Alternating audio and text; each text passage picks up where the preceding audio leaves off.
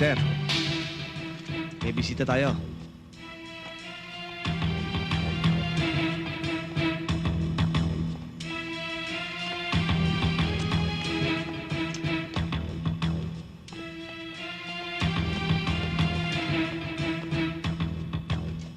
Men, we have a homework. You know what to do. Yes, sir! Sir, darating yung chopper na susundo sa inyo.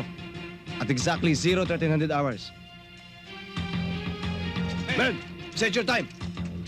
Okay, men. Let's do this quickly. Now move! Move! Let's move! Sir! Move!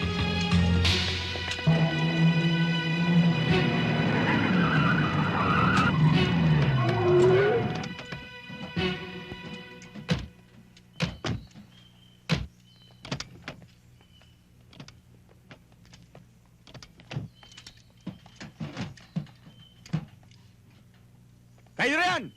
Maiwan kayo! Huwag niyong bababaya makalusot si Colonel Bibet! Tayo na! Let's go! Hurry up!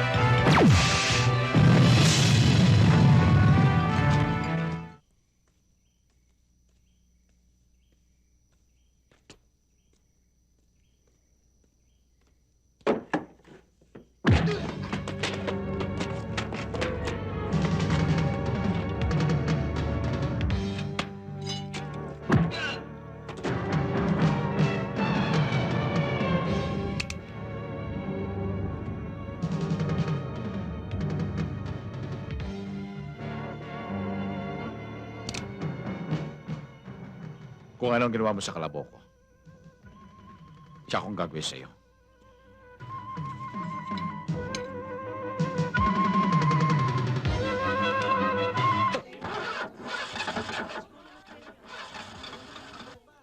Mga pare, pwede ba tulungan niyo ako?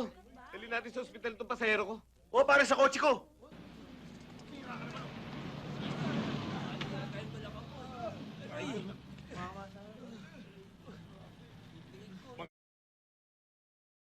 Nasaan na punta yung taxi?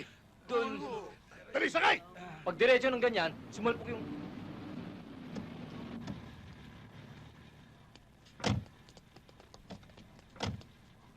Saan na sakay ito?